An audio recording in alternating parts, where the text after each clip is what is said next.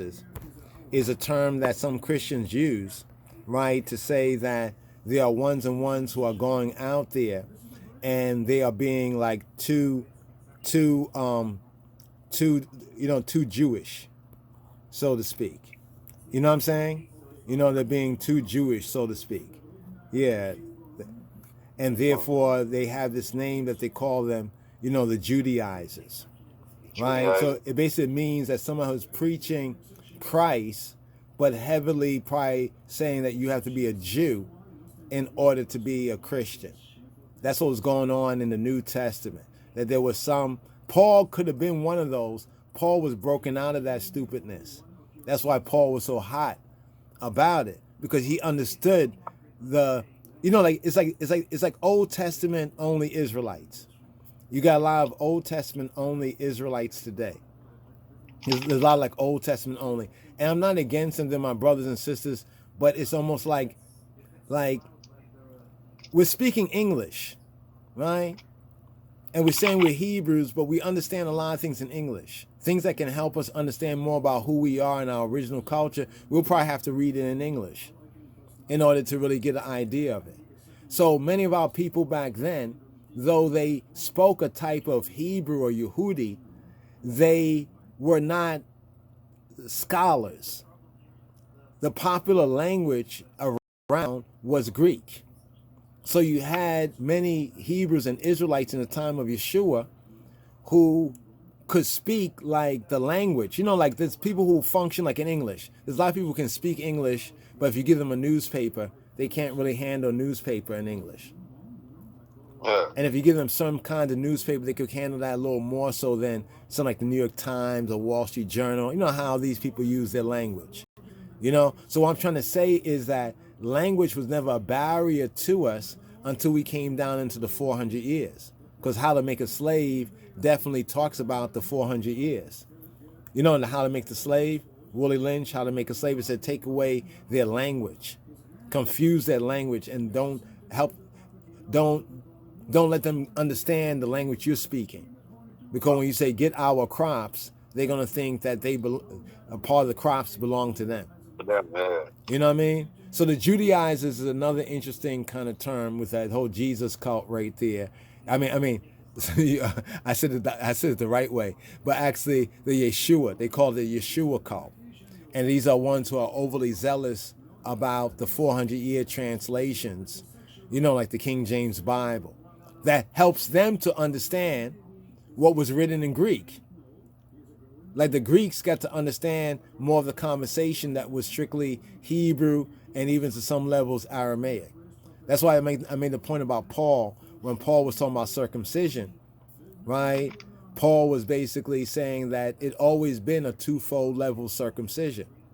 It's always been circumcision of the flesh and circumcision of the heart, because the New Testament's focused on the circumcision of the heart.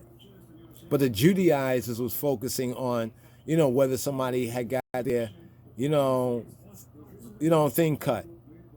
You know what I mean? And saying that you couldn't follow Yeshua until you first got circumcised. What's amazing to me too is that we as black people, we go to the people them for knowledge and give them the credit for the knowledge. And it's them that came to us for knowledge. So like the dog chasing his tail. Yeah, we revere the Greeks, but the Greeks came to Ethiopia and Egypt for knowledge, but we revere them for knowledge. That makes no sense. But on a certain level, I'm happy you mentioned that. Paul said something interesting, just on that whole thing. Paul, because Paul is somebody that maybe I might go out and have some reasonments where I'm not saying defending Paul, but defending the truth that Paul spoke. Because I be hearing a lot of things, and when I hear His Majesty speak about Paul, it kind of, I'm not going to say warms my heart, but it really helps to put things into proper, contact. There's a verse in the Bible that says, like, about the Greeks and the Jews. I think it says how the Greeks, the Greeks, can we learn something from a Greek? Yeah. Can the Greek learn something from a Jew? Yeah. Now if we talk about ancient knowledge, well, yeah, talking about ancient knowledge, then ancient knowledge was found in ancient places, and there was other people that were the first doers of this ancient knowledge. I mean, look at ancient Egypt, for example. And that's another point too, that some of our people think because, like just how we look at, even ancient Egypt. Some of us. I'm talking about from a ultra religious, perspective. You know what I'm saying? I never thought I would have to go on there because sometimes, I would seek to put, Egypt in its place. But at the same time, if we're talking about in ancient times, then we have to give credit where credit is due. You know what I'm saying? But sometimes you can teach somebody something, but can't the other people forget what they taught? I have never been against Egypt, no. I have never been against Egypt. No, not against Egypt, but talking about the good, the bad, and the ugly. Yeah. What I'm saying is a lot of people, like you said religious, when you went to religious, I kind of understood that you meant that most of the religious people, they have, because of the Passover and what went on with Moses and them and whatnot in that particular time period with Egypt, most of the religious people have a kind of a disdain, for Egypt. And that's like me giving you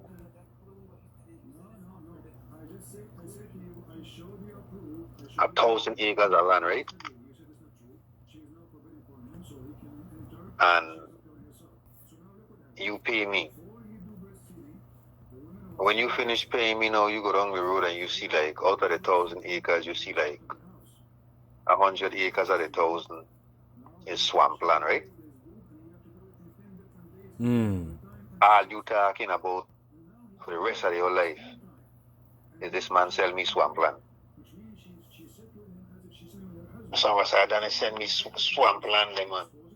It's 100, like it's 100,000 acres you sell me, but 100 acres of the 100,000 is swampland, and all I keep complaining about is you sell me swampland. So now I have I have you now, and everything that's associated with you as a con artist, as a cook, as somebody not to trust and deal with, because I keep saying you sell me swampland. But what happened to all the rest good land I sell you? There's no conversation about it. They not. You ain't eat half of that. You ain't do good half of that. So now when I look at Egypt and our existence in Egypt as a people and its totality, we live good until this fussy old Pharaoh come. Until this one Pharaoh come, like we live good. Him and his people. He wasn't alone. Yeah, but I'm saying, yeah, but when I say Pharaoh, I mean the whole the whole house. The whole house. Yeah, the whole house. Yeah, the whole house. Yeah. All of them. And the leader. And the leading boy. Yeah. So until this faction come in, we were alright. We were running things. We went to Egypt and had one of our own in charge. What's wrong with these people? That's true. Yeah. Come on, let me real about these things, about how this thing went down. I just have the same kind of empathy and everything for the Exodus, yes. I offers this whole thing with the Exodus, but that's in the totality of the thing, that's a time frame period. Now when I look at this now, getting to be in the history of things and watch how Jada do things, right? I don't know what we were doing in Egypt at that particular time, that when this particular Pharaoh come, Jah put in his heart to fear we. We do nothing for nobody to fear we. What is we do for people to fear we? Where in the story anyway is there anything that people were supposed to fear us? Because we multiplying?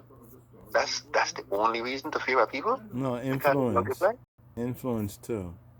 Okay, but why Jah would put in his heart to fear us to the point? Because what went on?